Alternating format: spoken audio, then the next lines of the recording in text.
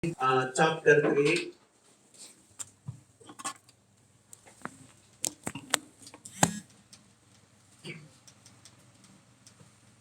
Second Timothy, chapter 3. So, tingnan po natin ating Biblia. Sabi po dito sa Second Timothy chapter 3, verse 1 to last verse. This know also that in the last days perilous times shall come. For men shall be lovers of their own selves, covetous, boasters, proud, blasphemers, disobedient to parents, unthankful, unholy, without natural affection, truth breakers, false accusers, incontinent, first despisers of those that are good, traitors, heady, high-minded, lovers of pleasure more than lovers of God, having a form of godliness but denying the power thereof, from chance turn away. For the poor of the sword are they which creep into houses and lead captive silly women, laden with sins, led away with divers lusts, ever learning and never able to come to the knowledge of the truth. Now was James and Hamres withstood Moses, so do this also resist the truth, being of corrupt minds, reprobates concerning the faith. But they shall proceed no farther, or their folly shall be manifest unto all men. As there also was, but thou hast fully known my doctrine, manner of life, purpose, faith, long-suffering, charity, patience. Verse 11, persecutions, affliction, which came unto me at Antioch, at Iconium, at Lystra. What persecution I endured, but out of them all the Lord delivered me. Yeah, and all that will live godly in Christ Jesus shall suffer persecution. But evil men and seducers shall wax worse and worse, deceiving and being deceived. But continue thou in the things which thou hast learned, and hast been assured of knowing of whom thou hast learned them. And that from a child thou hast known the Holy Scripture was able to make thee wise unto salvation through faith which is in Christ Jesus.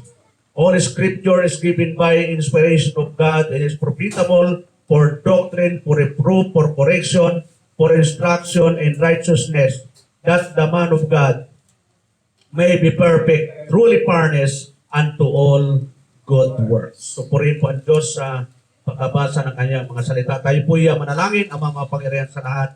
Salamat muli sa pagkakataon na kami po ay narito upang kayo po ay aming sampahin, luwalhatiin sa dakila mong pangalan. Ngayong umaga, kami po humingi po ng panguna ng Banal na Espiritu na anong po ang aming pag-aralan ngayon. Ito po ay tumimos sa aming mga puso, sa aming isipan, at tulungan kami na may apply din po namin sa aming mga buhay. Salamat po Diyos at ay pangunahan mo kami at ang iyong paggabay ang siya po na mag-kumilos sa bawat isa po sa amin. Dahil po ito Diyos, dinadalangin namin sa pangalan ni Jesus. Amen.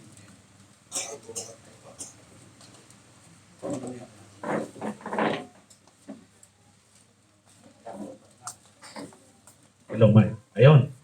So, ngayong umaga mga kapatid, no, sa ating pag-aaral ay tinan po natin ating sarili para makita po natin nasaan na ba tayong antas ng ating pananampalataya. So, dito po sa ating pinapag-aralan, ang ating pag-aralan ngayon ay pinamagatang perilous time. Yon. Pag sinabing perilous time, ang ibig sabihin po nito ay panahong mapanganib. Yon. Nakakaramdam ba kayo ng panahong mapanganib ngayon, mga kapatid? Na kahit saang dako ay mapanganib. Yon. Pumunta kayo sa labas, sa loob kayo ng bahay, saan man kayong dako, napakapanganib na. Kahit nasa loob ng church, mapanganib na rin. Yun, minsan may mga church na pasok na po ng masamang espiritu. Bakit ayaw na yata magtangay? So dito ay pinapakita mga kapatid ni Apostol Pablo kay Timoteo kung gaano na kasama ang ating kapaligiran. Yun, kung makita natin doon sa ating binasa, may anim na bagay na mapapag-aralan tayo dito sa ating binasa. Number 1, yung tinatawag pong characteristics of the last day. Yun, yung katangian, kung ano yung makikita natin sa ating kapaligiran ngayon. So, isa-isa nga po natin yung makikita natin sa ating kapaligiran. Una-una, pag sinabing perilous time, ano ang ibig sabihin dito? Yung tinatawag na full of danger. Yung alam mo, full of danger. Hindi lang danger, kundi full of danger. Ano po yung full of danger? Yung ating kapanahunan ngayon. Ang sabi pa, yung meaning doon, dangerous. Yung napakatindi ang panganib. Kailan daw yung matindi panganib? Sa ating kapanahunan. Ngayon po, makikita natin, marami yung balita, yun, di ba? Mga babae, ni-rape. Siyempre, sino pang nag-rape sa babae? Lalaki. O pero, nag-rape din ng babae sa kapwa-babae. Yun. Anak, ni-rape ng tatay. Lola, ni-rape ng apo. Nakarinig na ba kayo ng balitang gano'n, mga kapatid? Yung apo, ni-rape yung lola. So, pag ibang sabihin, napakatindi po yung balitang yan. Ibig sabihin, dito mga kapatid, na tayo po ay nasa huling araw na yung balita. Mga maraming magnanakaw. Nasaan ba ang maraming magnanakaw? Kahit sa church, kahit sa dako, may magnanakaw. Yun. Pag sa simbahan mo ba, maraming nagnanakaw? Ayaw ko lang. So dito po, makita. Marami makikita natin mamaya. Ngayon, isa-isahin natin. Ano ba yung characteristics of the last day? So sabi po dito, tingnan po natin, sundan po nyo ako. Titigan nyo ang Biblia nyo mga kapatid. Yun, kahit di nyo ako titigan, basta sa salita lang ng Diyos. Sabi po dito, this know also that in the last day, perilous time shall come. Darating po talaga yung panahong mapanganib. Kaya ay mga lalo na yung mga dalaga natin. Yun, mga nagdadalaga, mga babae, ingat po kayo kung kayo ay nag-aaral at pagkalabas, diretso agad sa bahay. Huwag yung extra kung saan-saan pupunta. Kasi napapanganib kahit lalaki. Ay ano naman, ngayon, ang daming adik. Yun. Pastor, bakit itong panahon walang adik? Bakit adik? Kahit anong panahon, marami doon na magbabago yan. Kasi sabi ng Bible, ang masama ay magpapakasama, ang mabuti ay magpapakabuti. Kaya wala tayong ligtas doon na lahat po ng panahon. Ang panahon ay mapanganib kahit saan tayong dako. Ngayon, isa-isahin po natin para tayo makapag-ingat. Ano ba yung characteristic of the last day para tayo ay makapag-ingat? Ito ba po? Sabi sa Tagalog, sapagkat ang mga tao'y magiging maibigin sa kanilang sarili. Yun, ito yung number 1 na mapanganib na ang tao'y magiging maibigin sa sarili. Anong ibig sabihin na maibigin sa sarili? Ibig sabihin, selfish. Yun, wala nang iniisip yan, kundi sarili lang. Ibaling mamatay yung ibang tao, basta siya ay buhay. Di ba lang ibang tao walang makain, basta siya ay may makain, yun po ang selfish.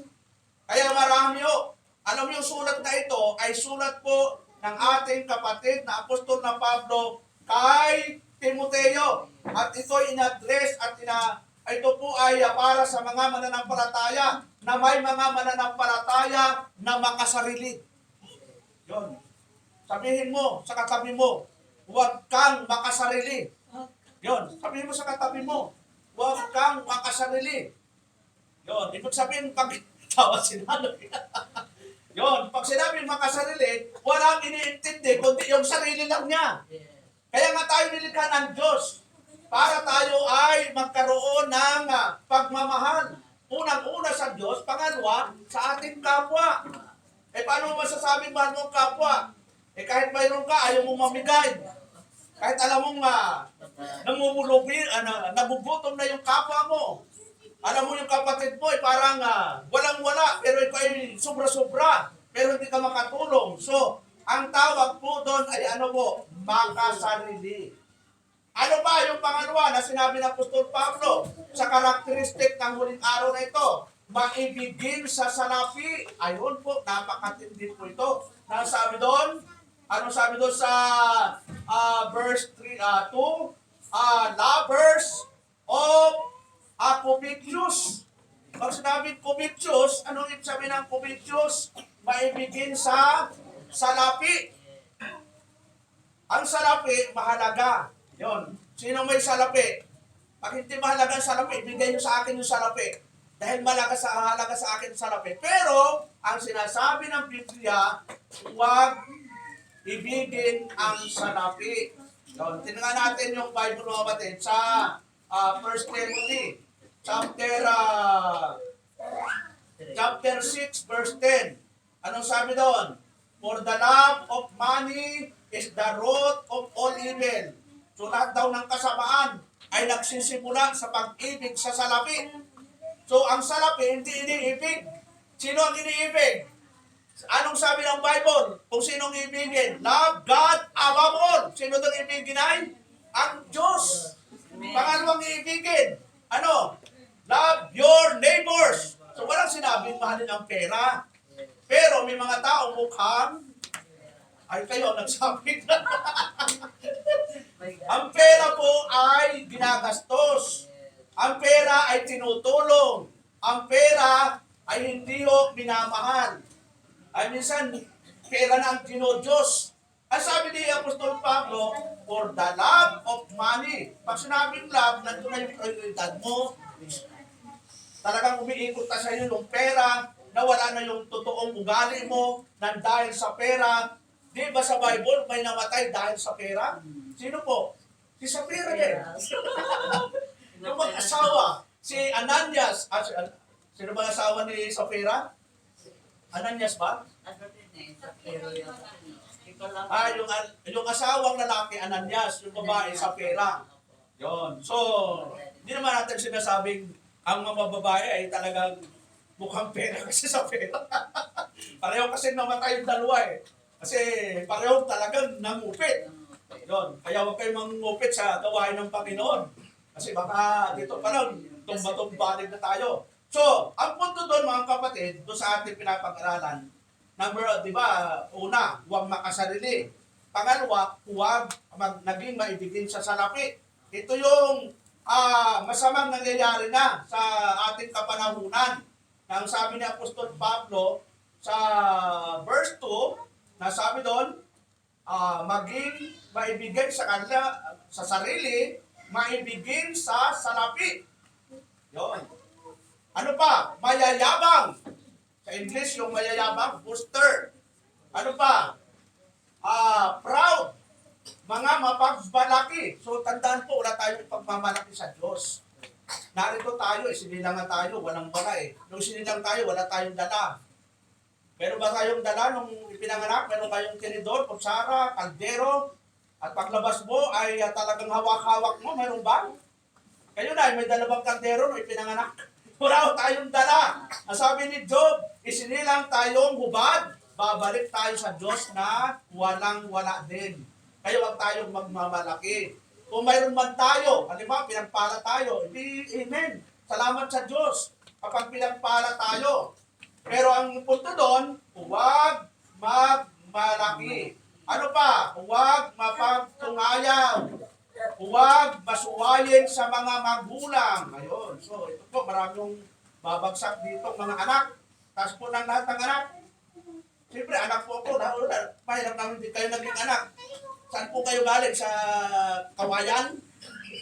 Nabiyak ang kawayan, sabay lumabas ka. Lahat po tayo ay naging anak. At may magulang tayo. Ang wala mong magulang, sino lang po? Si Adan at saka si Eva.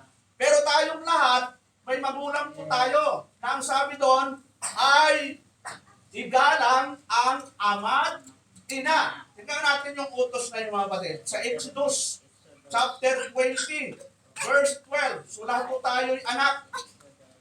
Kahit senior citizen ka, anak ka pa rin, di ba? May magulang ka eh. Buhay pa ba yung magulang niyo, mga kapatid? Paano po kayo kung mabuhay pa ang magulang nyo. Pero ang sabi na Exodus chapter 20 verse 12, honor thy father and my mother, that thy days may be long upon the land which the Lord thy God giveth thee. Igalang mo ang iyong ama at ang iyong ina, upang ang iyong mga araw ay tumagal sa ibabaw ng lupa na ibinibigay sa iyo ng Panginoon. Yun, tatagal daw ang buhay. So, Ephesians. Tingnan natin sa Ephesians, mga kapatid. Sa New Testament. Baka sabihin nyo, New Testament lang. Dito sa verse 1, sabi doon, children, obey your parents in the Lord, for this is right. Mga anak, magsitalima kayo sa inyong mga magulang sa Panginoon, sapagkat ito'y matuwid. Honor thy father and mother, which is the first commandment with promise. Igalang mo ang iyong ama at ina, na siyang unang utos na may pangako. Anong pangako? That I may be well with thee. Ano ba? And thou mayest live long on the earth. Yun. Upang yumaong kang mabuti at ikaw ay mabuhay na malaon sa lupa. So yun nga pangako ng Diyos, mga kapatid, sa mga anak na may respeto sa magulang. Yun, lalo na yung mga estudyante, pag sinabi ng mga nanay, tatay, anak, mag-aral kang mabuti. Yun, anong gagawin ng mga estudyante? Mag-aaral. Yun. Huwag mo na maglaro ng mga mobile legends sa school. Kapag may assignment, unahin yung mga assignment. Baka nauuna pa yung cellphone. Okay lang kung nandun sa cellphone yung assignment. Pero kung cellphone, pagdating sa bahay, may assignment na nga, inuuna pa yung mga laro. So, hindi maganda yon. So, balik po tayo doon sa 2 Timothy. Sabi po ni Apostol Pablo, ano po yung sabi doon sa verse 3 pa rin? Sabi doon, walang pagpipigil. Yun, dapat ang Kristiyano may self-control. Yun, may self-control. Ibig sabihin ng self-control, kung ito hindi tama, kung mali ito, kung kontrolin mo ang sarili mo. Dapat ay nakukontrol mo kasi tayo ay born again na. One of the fruit of the Holy Spirit ay self-control. Alam mo, yung kaibigan mo, yung kapatid mo, tatay mo, nanay mo, anak mo, ay nag-aalit ka, ay gusto mo siyang patayin. Kukontrolin mo sarili mo, Kristiyano ka na. Di ba sabi doon ng Panginoon sa Romans 12:19, huwag kang maghihiganti sapagkat sinabi ng Diyos, ako ang gaganti para sa iyo. Yun. Nung hindi tayo Kristiyano, nung hindi ako Kristiyano, pag inaway mo ako, sigurado, tumakbo ka na kung saan ka tatakbo, talagang hahabulin kita. Pero ngayong ako'y Kristiyano, siyempre pairalan ko ngayon yung self-control. Ano yung self-control? Kukontrolin mo ang galit mo. Kukontrolin mo ang sama ng loob mo. Kasi pag galit ka, siyempre, nagagawa mo lahat. Bisa nga, salita mo, hindi mo na iniisip eh. Di ba? Kapag galit ka, lahat, pwede mong sabihin, blanco na ang kaisipan mo. Ang umiiral na yung makamundo ng pag-iisip. Kaya sabi doon, self-control. Yun, kukontrolin natin ang ating sarili. Dahil yan po ay fruit of the Holy Spirit. Ano, sunod po, ang sabi doon, false accusers. Yun, ano yung false accusers? Mga palabintangin. Yun. Huwag tayong palabintangin kung wala naman tayong ebidensya. Ang maganda kapag may kasuhan, sinabi mo, ikaw, pastor, nakita kita, may babae ka. Nakita ko ikaw, pastor, nakaakbay ka. Ang ganda ng babae, kaakbay mo. Bakit sigurado mo bang babae ko yun? Paano kung ate ko yun? Koreana, pastor, ang puti, hindi mo kamukha. O paano yun? Nagkumplot ka kaagad na babae ko yun. Yun pala, magkapatid kami sa... Saan kami magkapatid? Kasi maputi. Ako'y kayo mangge. Pagkamalan tuloy kami, magsyuta. Yun, nagkumplot ka agad. So kung wala kang matibay na ebidensya, huwag ka munang magkumplot, huwag ka munang magbibintang. Yun, kunin mo ang ebidensya. Yung kung nakita mo kami, na talagang sweet, na yung ginagawa ng mag-asawa, ginagawa na namin, yung ka talaga, mag-conclude ka na talagang mayroon kaming relasyon.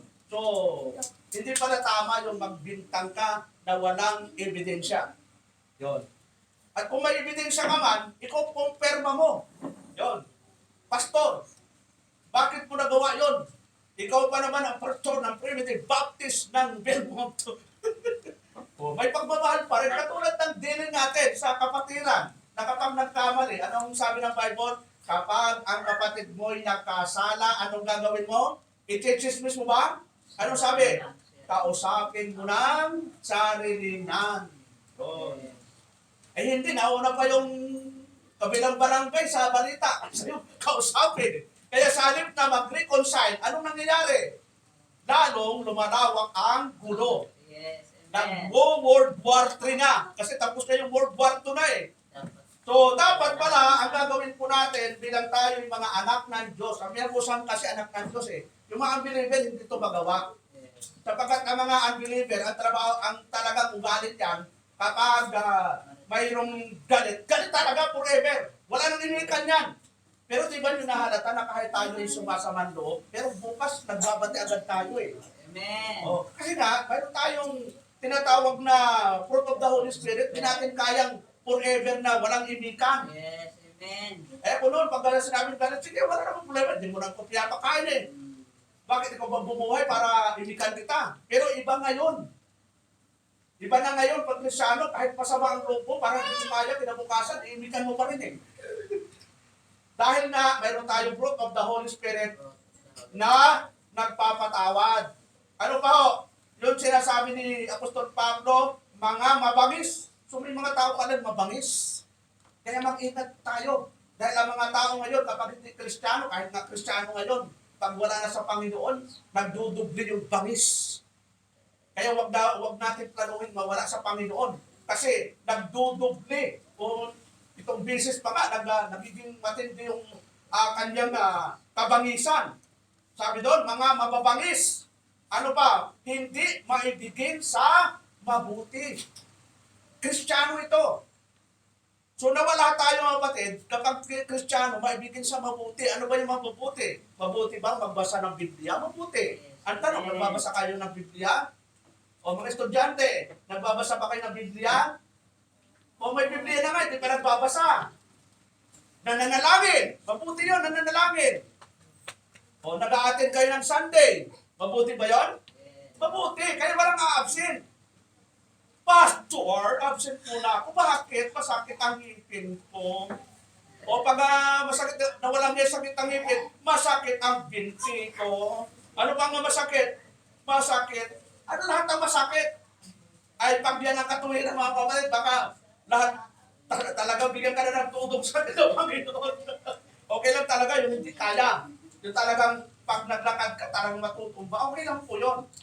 Pero kung kaya mo naman, bakit? May sakit ka rin naman sa bahay eh. Hindi dito ka na, at least maka-attend ka, makihig. Eh, Pastor, makakahawa ako. At daming katuwiran ay, no? So, yan po yung tinatawag na characteristics hanggang verse 4. Sa verse 4, ano son? Traitors, hid-minded, lovers of pleasure, more than lovers of God.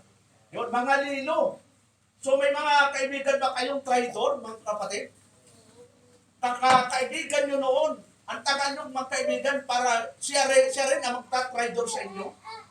Parang si Judas, di ba? Ilang taong nakasama ng Panginoong Kristo. 3 taon at kalahati, 24 hours, araw at gabi. Pero siya pa ang nag-traitor sa ating Panginoon. Ang sabi ng mga sundalo, sabi niya sa Judas sa mga sundalo, kung sinong halikan ko, siya na si Jesus. Kaya ang tawag doon ay halik Judas. Kaya mag-iingat kayo sa mga halik. Baka yan ay halik ni Judas, pagtatraidor. Yun. Good traitor. Kaya tayo mga Kristiyano, hindi mo tayo dapat nagtatraidoran. Ibig sabihin, kung anong puna mo sa akin, face to face tayo, Pastor. Ito yung ayaw ko sa'yo. Yun, at least maliwanag. At handa naman akong magbanguhin.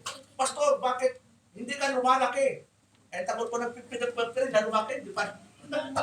Wala akong magawa doon. Kasi kalooban na ng Diyos, ito hanggang dito lang ang height ko. So tanggapin na niyo ang katotohanan na yung pastor niyo dito sa Cavite, talagang ganito ang height. hintayin yung mamatay ako, baka bumalat dito hanggang bubong. So, pastor naman, ang laki ng abla. Magtitingala naman kayo. So, pasalamat na lang tayo at may ibinigay ng Diyos na pastor. Hindi na kahit hindi kapugihan. Yun. Hindi ko naman sinasabi na ako pugi. Hindi na masyadong pugi. So, pag sobrang pogi, baka delikado na eh. Okay, so, ano pa? Yung tinatawag pong high-minded. Ano yung mga high-minded? Mga matitigas ang ulo. Yun. May Kristiyano bang matitigas ang ulo? Ang dami! Sabihin mo sa sarili mo, ako ba yun? Sige, tanungin mo sa sarili mo, ako ba yun? Para kasi wala na akong maamin eh. Yung hirap naman sabihin mo yung sa kabila, nakaturo sa'yo tatlo. Pero sa realidad ho mga kapatid, maraming Kristiyano matitigas ang ulo. Sinabi na nga ng Bible na huwag kaligtaang basahin ang aklat na yaon. Dilin-dilihin mo ito araw at gabi. Mayroon bang nakakagawa nun araw-araw? Na yung Biblia, dilin-dili ito araw at gabi? O baka pagtulog, ano ba yung iniisip nyo? Nagpadami kong utang. Utang dito, south, north, east, west. Talagang puro utang. Walang problema ang utang. Basta nagbabayad. Yun. Huwag mong isipin yan. Alam ng Diyos na may utang ka. Ang sinasabi ng Bible, ang isipin mo, araw at gabi. Ay ano po? Ano yung isipin mo araw at gabi? Yung kanyang salita. Tingnan natin sa awit. Psalms chapter 1, verse 2. Yun, napakaganda pong verse 2 eh. Hindi mo rin verse 2 ng mga young people Sino nakasaulo young people? Psalms chapter 1 verse 2. Sabi doon, blessed but his delight is in the law of the Lord, and his law doth he meditate day and night. Kundi ang kanyang kasayahan ay nasa kautusan ng Panginoon at sa kautusan niya nagbubulay-bulay siya araw at gabi. Third pa kaya anong ilipat mo dito. So araw at gabi daw, kailan nagbubulay-bulay? Araw at gabi. Anong pinagbubulay-bulayan? Yung salita ng Diyos. Yung salita ng Diyos ang pinagbubulay-bulayan. Ano? Sabi po ng talata, kundi ang kanyang kasayahan ay nasa kautusan ng Panginoon. So tayo mga Kristiyano, mananampalataya, dapat palaging masaya bago matulog, nagbabasa. Kahit ilang chapter lang. Kapag nagbasa ka na 1 oras sa isang araw, 3 buwan, 4 na buwan, matatapos mong basahin ang buong Biblia. Ngayon, ilang taon ka ng Baptist? Kung nabasa mo ang Biblia 1 oras sa isang araw, nakailang basa ka na ng buong Biblia. O 30 minutes na lang sa isang araw. Ilang buwan mo itong mababasa? 8. O ilang taon ka na sa dito? Nakaisa na ba? O ilagay na natin. 30 minutes minus 15. O ilagay na natin 15 minutes. Ilan po ang mababasa mo ang Biblia? 15 minutes. 1 taon at 12 kasi, no? 1 taon at 4 na buwan. Kung 15 minutes lang, araw-araw. Kaya, mga kapatid? Kaya? Kaya? Parang ayaw. Kaya. Ano gusto niyo, mga kapatid? 1 minute na lang po, Pastor. 1 minute. Kami talaga noon, required talaga 1 hour minimum. 1 hour ang pagbabasa namin bawat araw. Yun. Bakit to nire-required na magbasa araw at gabi? Ano ang kahalagaan ng pagbabasa? Kapag tayo po'y nagbabasa ng banal na kasulatan, ano po ang ating malalaman? Tingnan po natin, Romans 15:4. Tingnan po natin. Sa Romans 15:4, ano po ang sabi doon? Romans 15:4.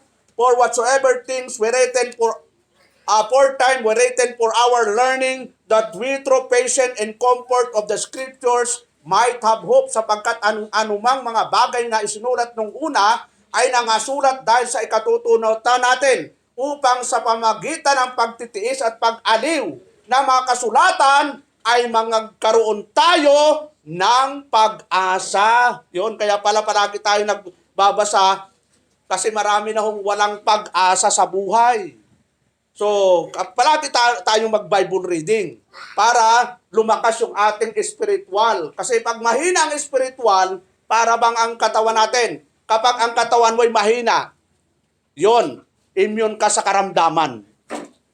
Ang sakit ay parang inaakit mo. Kaya 'di ba sabi ng doktor, palakasin ang inyong immune system. Paano lalakas ang immune system? Magpa-araw, magpapawis, matulog ng sapat, kumain ng pong kakainin, masustansya. Yun. Huwag magpupuyat. Kasi kahit kumain ka ng masustansya, pagpuyat, walang silbi ang kinakain mo. Yun, sabi nga ni Gary Norman dati, matulog ka. Para kang, pag natulog ka ng 8 hours, parang kumain ng manok. Kumain ka ng prutas at gulay. Subukan niyo mga batid, kompleto ang tulog nyo. Napakasarap ang gising. Napaka-relax. Pero kumain ka ng lahat ng masarap na pagkain at kulang ang tulog mo. Parang walang kwenta ang kinain mo. Yun pong napakahalaga. Dahil i-design ng Diyos ang gabi para Ano po ang design nyo ng Diyos sa gabi? Para matulog. Okay lang, yung mga call center, hindi na natin pwedeng pero kailangan makabawi. Kasi yung tinatawag na repair time ng ating katawan between 10 p.m. hanggang 4 a.m. Yun ang tinatawag na repair time. Nagre-repair po ang katawan natin mula alas 10 hanggang alas 4 ng gabi. Paano kung gising ka pa niyan? Di kulang ang repair. So, pagka nagtatanim mo tayo. So, tingnan natin yung tinatawag na moral sins apostate. Ito na po, nangyari po sa mga mananampalataya during the panahon ni Apostol Pablo at siyempre sa ating kapanahunan. Tingnan natin mga kapatid. Dito po sa chapter 3 verse 5. Sabi doon, having a form of godliness, but denying the power thereof, from just turn away. Ano pong ibig sabihin? Sabi Tagalog, na may anyo ng kabanalan. Yon. Mayroon ba kayong alam na tao na mukhang banalang, pero tampalasan? Yon. Mukhang banal. At tandaan natin, si Satanas o ang Diablo ay nagbumukhang anghel. Pero ang kanyang intention, ang kanyang motibo ay hindi ho talaga to glorify God. Para wasakin ang iglesia ng Panginoon. Para yung mga anak ay ibagsak. Di ba sabi ng 1 Peter, tingnan natin, sabi doon, be sober. Sino sinasabihan? Mga Kristiyano. Ano yung sabihin ng sober? Mapagbantay. Be sober, be vigilant, because the devil, your enemy, is like a roaring lion. Yun, nakakita na ba kayo ng leon, mga kapatid? Saan kayo nakakita ng leon? Pastor, sa TV. Yun, punta kayo sa Manila Zoo, o kaya doon sa Ilocos Sur, kay Chabit. Yun, maraming leon doon. Pero, yung leon, hindi sumusugod dyan ng basta-basta. Sinusugod dyan kung sino yung pinaka-weak doon sa mga grupo. So, paano tayo nagiging weak, mga kapatid, as a Christian? Pag nagpabaya na po tayo sa gawain ng Panginoon, hindi na natin nagagawa yung ating mga ministeryo. Tandaan po natin, bawat isa sa atin may ipinagkatiwalang ministeryo. Kumbaga, sa katawan, tingnan nyo lang ang katawan nyo. Ano ho bang bahagi kayo sa katawan nyo? Hindi naman pwedeng mata kayo at tapos kamay kayo. Yung mata talaga. Yung kamay talaga. Yung paa talaga. So, anong parte ng katawan ang gusto nyo? Pastor, gusto ko yung balakubak na lang po, Pastor. Ano bang bahagi ng katawan yung walang parang walang masyadong function. Lahat may function yan, mga kapatid, nilagay ng Diyos yan. May dalawang mata tayo, may ilong tayo. O kahit naman yung ilong natin, hindi naman katangusan. Pero at least may ilong ka, may butas. Ang hirap na, may ilong, wala kang butas. So, disenyo ng Diyos na nandito tayo para magtulungan sa isa't isa. Para yung gawain ng Panginoon ay sumulong. Sabi doon sa nag-message Pastor, bumagsak na po yung ating spiritual. Lahat ho tayo, kapatid, ay pabagsak yung spiritual pag hindi ho tayo taasan natin yung commitment sa Panginoon. At nung nag-usap kami ng mga pastor, halos lahat ng churches ngayon bumagsak yung spirituality. Yun. Minsan may mga churches ngayon ang natitira na lang yung pamilya ng pastor. Di ba? Kaya sabi nung isang pastor, mas mabuti na lang mag-focus na lang tayo sa pamilya. Kasi yung hindi pamilya, iniiwanan yung pastor. So huwag kayong mang-iwan ng pastor, mga kapatid. Pwede ho ba, huwag akong iwanan, mga kapatid? Sinong hindi mang-iwan? Taas ang kamay. Yung mananatili hanggang wakas. Amen. So, walang iwanan. Kasi pag iniwan mo ang pastor, tagal nating magkasama. Ang tagal mo nang napapakinggan ng preaching. Tapos isang araw, wala ka na dito. At hindi dahil pinaalis ka. Dahil ikaw ang umalis. Wala tayong magagawa doon. Gusto nga natin lahat ng nandito intact. At kapag lahat nga talaga na nandito wala tayong paglagyan. Ilan nung hindi nakakadalo dito, si Nanay Nita, doon kami nagagawain. Kay Nanay Lourdes. Ilan ba si Nanay Lourdes doon? Di ba? 8 sila doon. Kapag dumalo sila dito, wala na tayong paglagyan. Nanay Nita, 2. So marami pang kapatiran. So di naman natin at least si Nanay Nita, nandyan, naka-Google Meet. Talagang intact po siya every morning. Minsan nandun kami, nagba-Bible study. Kina Nanay Lourdes, every Sunday afternoon, may service pa rin kami doon. So yung ayaw dumalo dito, abay, gusto nyo sa inyong bahay mag-service. Basta malakas pa ang katawan ko. Pero wag naman yung kasi kung palaging ganon, mauubos po ang lakas ko. As kung dito, sama-sama tayo, mas iisahong lakas ang gugugulin. So ano pa yung sabi ni Apostol Pablo dito, kapatid? Sabi dito, datapat tinanggihan ang kapangyarihan ito. Lumayo ka rin naman sa mga ito. Sinong lalayuan? Yung mga nagbumukhang banalang. Yung mga nagkukunwaring banal.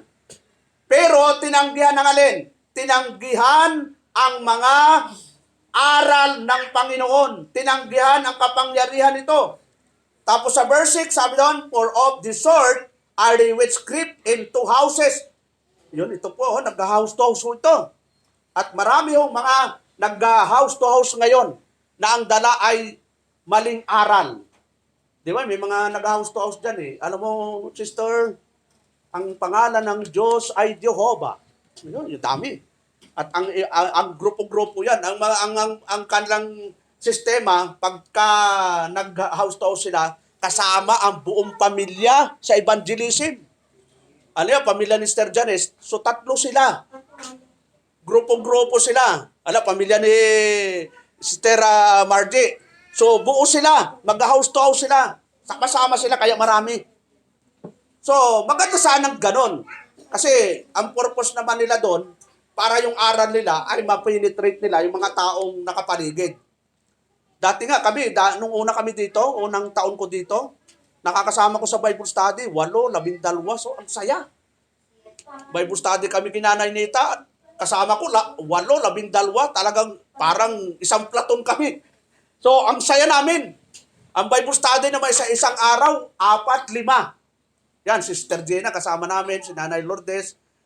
Talagang masaya. Pagkatapos nun, ako na lang nag-iisa. Malungkot na nakakasama ko si Mrs. Pero maganda talaga sa Bible, 2x2. Yun, maganda So, wag nating hayaan na mawala yung sigla natin sa paglilingkod, mga kapatid. Pasiglahin natin ang paglilingkod.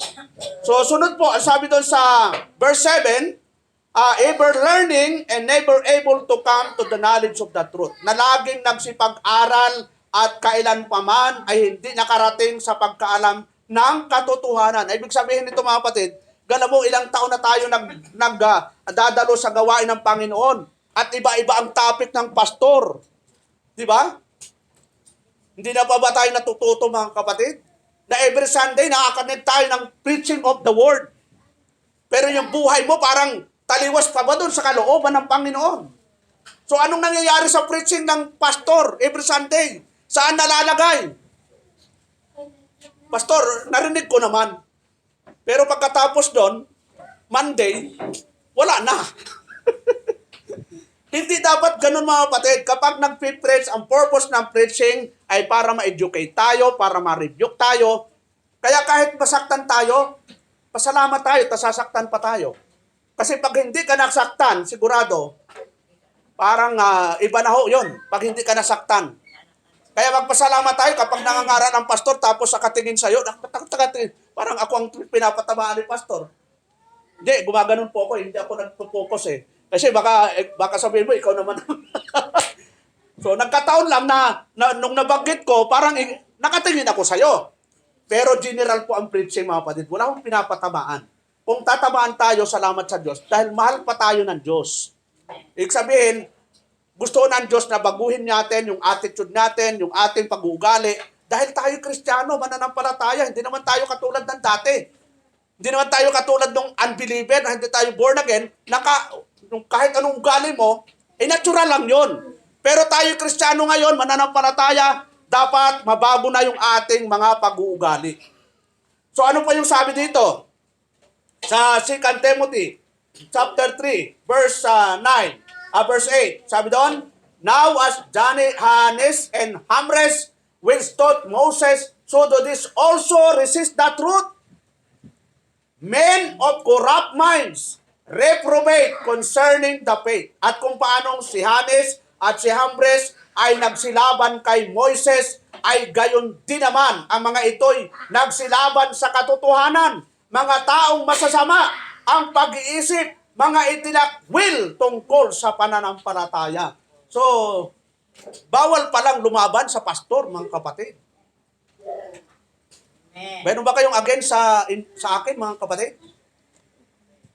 Gusto nyong labanan ako, mga kapatid? Anong laban ang gusto nyo? Wrestling o martial arts? Sabi doon, kahit si David, tingnan po natin, si David, nung pinili ng Diyos si Saul na maging hari at nawala na po sa alay, at ang inanoint na po ay si David, nagsilos po si Saul. At pinahanting na po si David na patayin.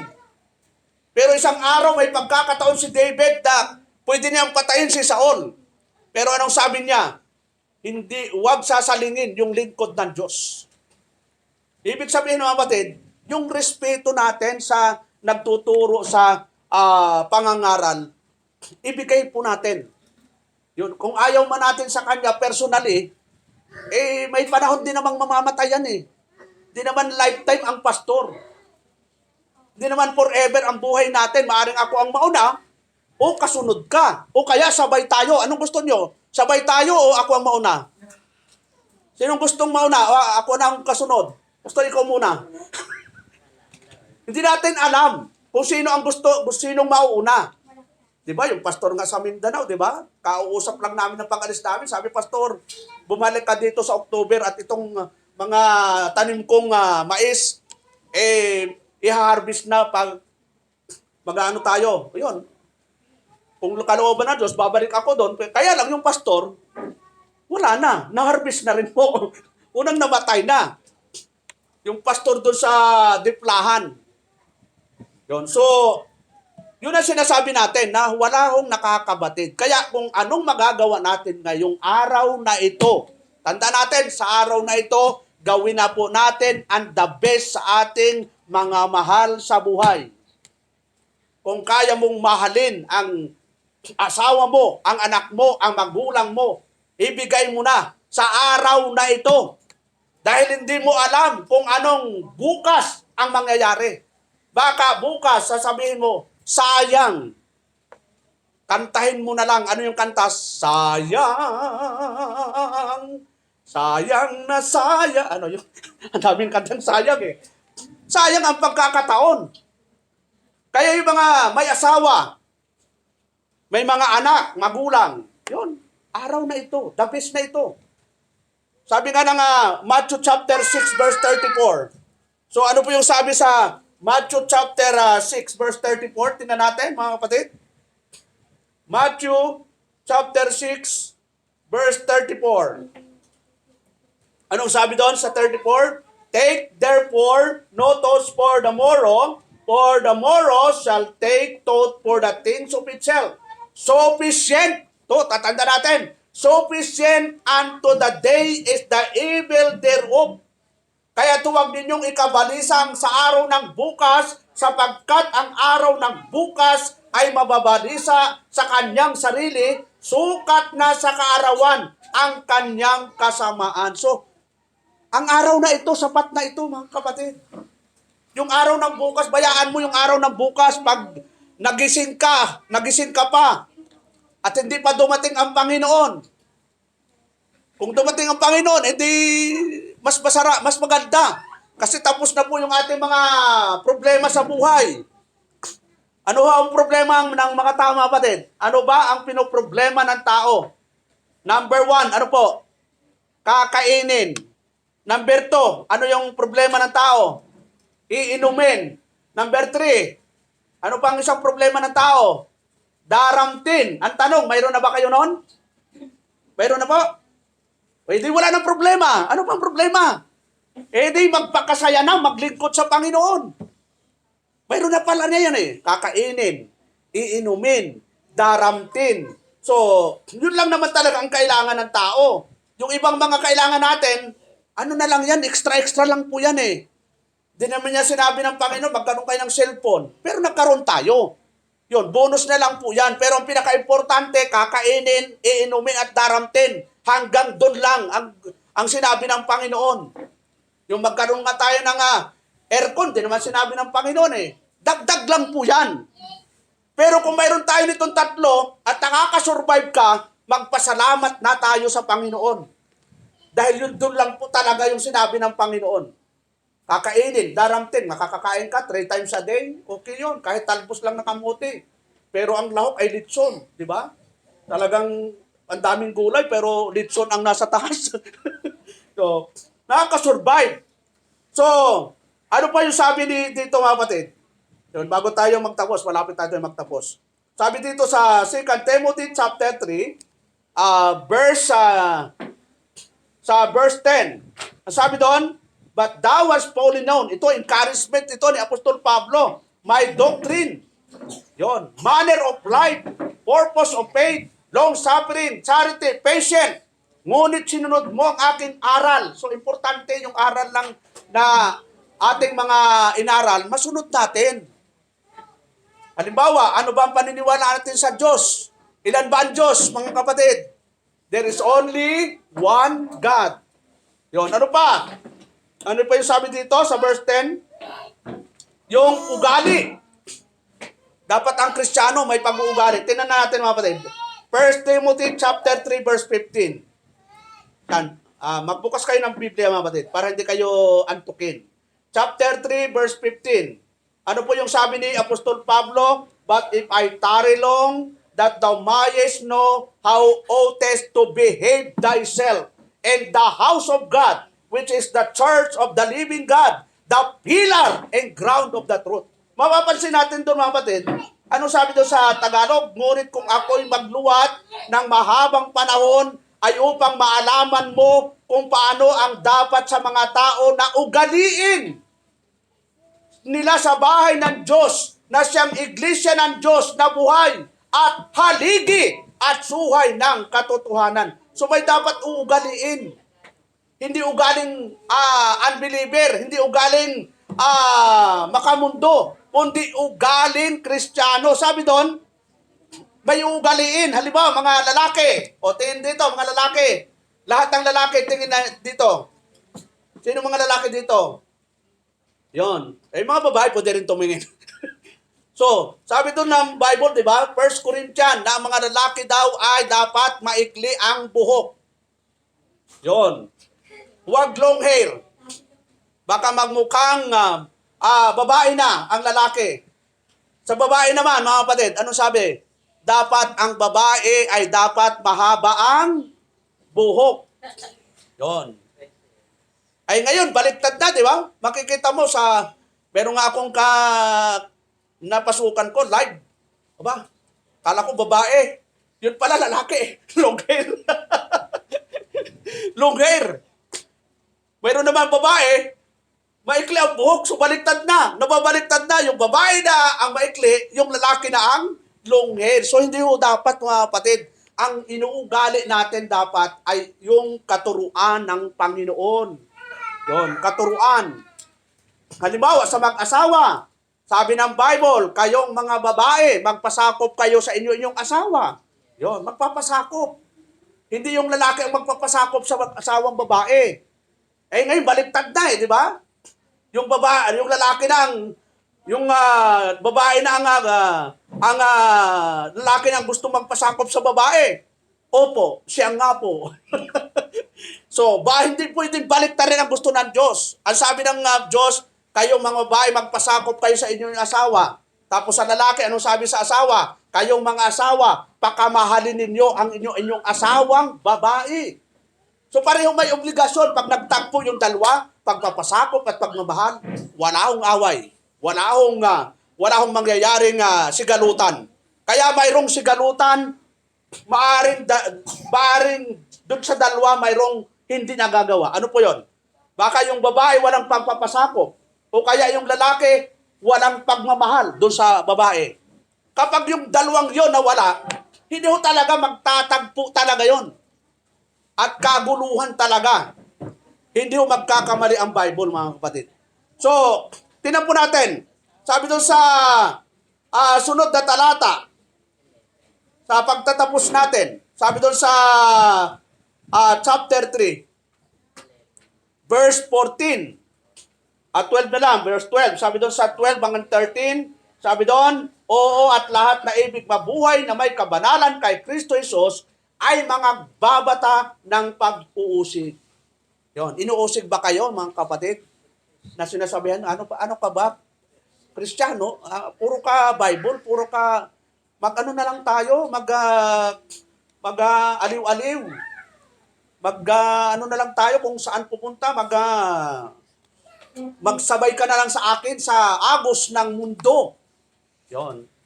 Wala akong problema yung mga activity kung hindi kukontra sa kalooban ng Panginoon, mga kapatid. Ang katulad yan, trabaho. Kung ang trabaho mo, halimbawa, pastor, magpapaalam po ako ng 10 years. Ba't saan ka ba pupunta? Pupunta po ako sa Japan. Ano mong gagawin sa Japan? Japayuki po ang in-applyan ko pa. Anong gagawin mo? Japayuki ka? Ano sasabihin ng pastor? Ano ba yung Japayuki, Brother JR? Japayuki. Yung babae, sasayaw sa gitna. Di ba? Yun ang Japayuki, yun ba yun? Entertainer. Okay lang kung entertainer. Pero pag entertainer, ganun ho talaga no? Pagdating sa mga iba-ibang bansa. So, okay lang kung pastor, magpapaalam muna ako ng 2 taon. Ako po'y magtatrabaho sa Japan. Ang trabaho ko po doon ay waiter. At kapag ako ay nagsweldo, pastor, ang unang sweldo ko, ipapadala ko sa church. Amen! Amen! Huwag ng buo kasi mahirap po gawin yon. May gastusin ka doon, parang hindi naman talaga realidad yun Hindi realidad yun. Marami yung nangako noon, pero hindi realidad. Ang realidad, kung ano yung sa Panginoon, yun talaga ang ibigay mo. Huwag mo nang ubusin. Baka pagbintangan mo pa, kaya alam mo, wala akong makain, then pinadala ko kay pastor. Yun, si pastor tuloy ang masama. Kung ano lang yung nararapat. Yung sumahod ka doon ng 100,000, Brother Ariel. So, para sa Panginoon, bahala ka na kung anong pagkaintindi mo para sa Panginoon, kung 10, 20. Kasi sa New Testament, mga kapatid, minsan more than 10 talaga eh. Basahin niyo yung Book of Acts. Wala akong nagbibigay ng tithes doon. More than tithes talaga. Ganon kataas ang level ng kanang pananampalataya. Ay kung hindi mo magawa yung more than tithes, ay bababaan mo po ba yung 10%? Doon ka na sa standard ng Diyos. Hindi ko magawa yung 20, pastor eh. Ang taas, wala nang matira sa sweldo ko. Yung standard na lang ng Panginoon, kasi siya naman ang nagsabi. Na ang sabi doon yung para sa Diyos, ibigay yung sa Diyos. Mayroon talagang sa Diyos. Hindi natin pwede ipagkaila yon. Huwag mong intindihin yung mga utang, yung mga bayarin, alam ng Diyos na may bayarin tayo. Basta pagkasweldo. Yun, pagka dumating ang blessing, anumang blessing yan, isipin mo agad, ibawas mo agad ang sa Diyos. Yon, ito sa Diyos. Yon, tira mo yung para sa, wala na, kasi yung iba, pag inisip mo na marami kang bayaran at wala kang, hindi mo ibibigay yung para sa Panginoon, lifetime ka na magkakaroon ng hindi magandang sitwasyon. Di ba sabi ng Panginoon, seek you first the kingdom of God. Palaging uunahin. Sa listahan nyo mga batid, ano ang nauna? Aminin nyo. Ano ang nauuna sa listahan nyo pag dumating ang blessing? Number 1. Sinabi nga ng Diyos, seek you first eh. Di ba? Pagka nagkumita si Brother Ariel, 1,000 a day. Bawas agad, Brother Ariel. Bukod agad, sobre. Ang maganda nun, para hindi mo magastos, i-Gcash mo agad. Di ba? Para hindi mo magastos agad. Kasi ang realidad doon, pag hawak mo, temptation po yun, mga kapatid. Yun ang sinasabi sa Bible na covetous. Na hindi sa'yo, kinuha mo na. Covetous ang tawag doon. Para sa Diyos po yun eh. Tapos, ginastos mo. Ay sa lumang tipan, pag sa Diyos ginastos mo, may patong 5%. Kung marami ng patong, mauubos. Ito, subukan nyo mga batid. Kasi pag hindi nyo sinubukan, para sabi nga ng Diyos, subukin nyo ako. Kasi tayo, subok na ng Panginoon eh. Pero hindi natin nasusubukan ang Diyos na pagdating ng blessing, ibubukod natin yan sa Diyos. Yon. Ito, pwede na lang ito, 100 na lang nga. Hindi naman na alam ni Pastor magkano ang sweldo ko. Hindi nga alam ko, pero alam ng Diyos. Huwag mo akong iisipin. Dahil ako, wala akong problema. Dahil pag ang Diyos ang dinaya natin, ikaw ang magkakaproblema. Kasi kala natin, maiisahan natin ang Diyos. Si Pastor, pwede mong isahan. Pero tanda natin, sabi ng Diyos, ang Diyos ay hindi nagbibiro. Kapag ang Diyos hindi nagbibiro, kung ano yung utos mo talaga niya yun. So ano po? Sabi doon, verse 14, but continue thou in things which thou hast learned and hast been assured of knowing of whom thou hast learned them. Datapot manatili ka sa mga bagay na iyong pinag-aralan at sa pinagkaruunan mo ng katunayan, yamang nalalaman mo kung kanino mo nangatutuhan. So ano yung ibig sabihin ng Apostol Pablo? Na kung ano yung natutunan natin, ang tagal na natin Kristiyano, i-apply na natin sa ating buhay. Yun. Paulit-ulitin ba natin sasabihin? Ang sabi nga, ano ang gamot sa nakakalimot? Mga kapatid, sa school, ano ang gamot sa nakakalimot? Sa mga estudyante? Ano ganito? Koreyot, ano to? Inaano yung tainga eh. Ganun to, ka nag-agawa ng assignment ha. Pero sa atin, kaya nagpipreach ang pastor para palagi tayong palalahanan sa mga hindi nagagawa natin. Nakala natin, kapag narinig natin, baliwala, hindi ho, may parusa ho sa Diyos yun. Kapag hindi natin nagawa ang kalooban ng Diyos, tayo rin ang tatamaan. Nawawalan na po yung pananagutan ng pastor kasi sinabi na nga na, through preaching. Sinabi na nga ng pangangaral na magbasa, manalangin, magbigay, mag-attend ng fellowship. mamuhay ng ayon sa kalooban ng Diyos, pero ikaw pa rin ay nandun sa kamunduhan, abay, nasa iyo na yung barde nun. Ikaw na yung paparusahan ng Panginoon. Ano pa yung sabi doon? Ito yung sabi doon sa 3:15.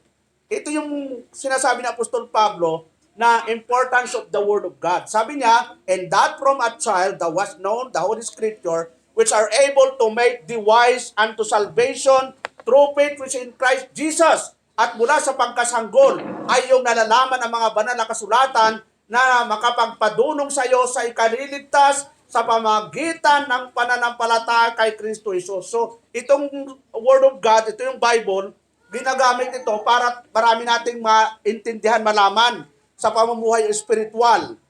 Sa verse 16, all Scripture is given by inspiration of God, it is profitable for doctrine. Yun, kaya nga kailangan yung mga doktrina na ating natutunan, alamin palagi natin. Ano pa? Yung tinatawag na correction, instruction, and righteousness. In last verse, dito tayo magtatapos, that the man of God, ito, may be perfect, truly furnished unto all good works. So kapag ang Kristiyano palaging babad sa salita ng Diyos, palaging nakikinig ng salita ng Diyos, anong banggit sa Biblia? Magiging perfect po siya. Anong ibig sabihin ng perfect? Nagiging mature. May nakilala ba kayo na kahit napakalaking tao, immature? Yung gusto ba nyo na yung anak nyo immature? Na 20 years tinuturuan mo, talagang hindi ba makuha-kuha pa rin? Ay pag sa school po, 3 balik ka na sa grade 1 ka pa rin. Baka magsawa na sa yung teacher. O sige, grade 2 ka na lang. Anong tawag doon, Brad? Pasang? Awa na lang. Dalhan na lang ng magulang ng isang manok para mapasa. Parang nung elementary kami, talagang naranasan namin, palakasan talaga noon kami. Palakasan. Basta may ibinigay ka sa teacher, mayroong bagay yon. Kahit walang honor yung anak mo, magkaka-honor. Yun. Kaya pag may ibinigay ka noon, pwedeng mag first honor, second honor, third honor. Basta may honor. Kahit sa realidad, wala. So, yun lang po mga kapatid. So, yun yung tinatawag nating the perilous time. Napakapanganib na ang panahon ito. Kaya nga tayo mga Kristiyano, ang kailangang manindigan sa katotohanan. Ay kung hindi tayo manindigan, sino pa ba ang manindigan? Ay sila nga, nagsabi nga, ang masama, nagpapakasama. Kaya nga, di ba? Ang daming nare-rape ngayon, ang dami ng addict. Yun. Addict sa mga addict. Ang daming kaadikan ngayon. Addict sa alak, ano pang nang-addict? Addict sa cellphone, kayo na rin nagsabi. Ano pa mga bata ang na-addict? Addict sa TV. Ano pa? Sige, kayo magbigay kasi bayar po ako. Ano pa? Addict sa pag-ibig. Ano? Ang daming addict. Pero may isang addict sa Bible, mga kapatid. Nang sabi doon, maging addict tayo sa ministry. Yun. Ibig sabihin pag addict, ano bang ibig sabihin ng addict? Hinahanap-hanap mo. Kapag hindi mo nagawa, parang di ka mapakali. Kaya addict. Di ba addict sa shabu? Sinong addict sa cellphone ta sa kamay? Ayaw umamin. Turo. Nagturo ha. Huwag magturo ha. O lahat. Halos lahat. Sige nga. Sinong hindi addict sa cellphone ta sa kamay? Brother Ariel, yung tanong anak mo, hindi raw. Di mo, no? Okay lang kung hawakan natin ang cellphone. Pero wag puro cellphone. Minsan pag inutosan ng magulang, anak, maghugas ka. Umaya na, tatapos ko na, mobile legend pa nga ako eh. Kaway. naninigas na kamay sa kahahawak ng ang tawag doon, yung keyboard. O kaya, so, wala akong problema ang cellphone, walang problema ang computer, laptop, ano man yan. Huwag natin Panginoonin yan.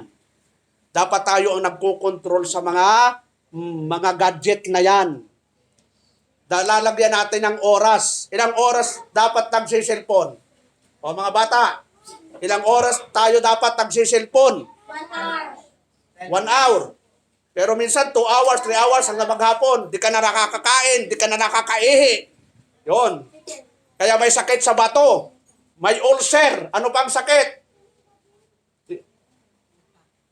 Yon. Nanigas na yung kamay. So dapat tayong mga magulang tayo ang nagmamanage sa ating mga anak. Hindi dapat sila ang nasusunod. Pag sinabing isang oras, kahit magalit siya, tayo ang authority, hindi sila. Ha? Pag sinabing 1 hour lang, o sa TV, o siyempre, kaya nga may parental guidance eh. Ano ibig sabihin parental guidance? Ano ibig sabihin ng parental guidance, mga nanay, tatay? Tayo ang gumagabay sa ating mga anak kung anong papanuorin. So, yun po. So, yun lang mga kapatid, dahil napakapanganib na ang panahong ito. Lalo na pag nagbukas kayo ng cellphone, internet, at may nabuksan yung mga anak natin ng hindi kahaya-aya. Nako, delikado yan. Lalo na pag nabuksan nila yung for adults only, nako, delikado yun. So, yun lang po mga kapatid, sa umagang ito, at tayo po'y tumayo, at tayo po'y manalangin.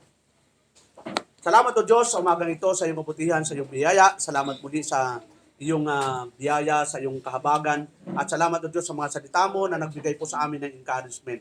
Nawa patuloy mo kaming samahan, gabayan sa aming mga gagawin. At sa natitira pa po naming oras, kayo po ang mangunat gumabay sa pangalan ni Jesus. Amen and amen. Okay, brother?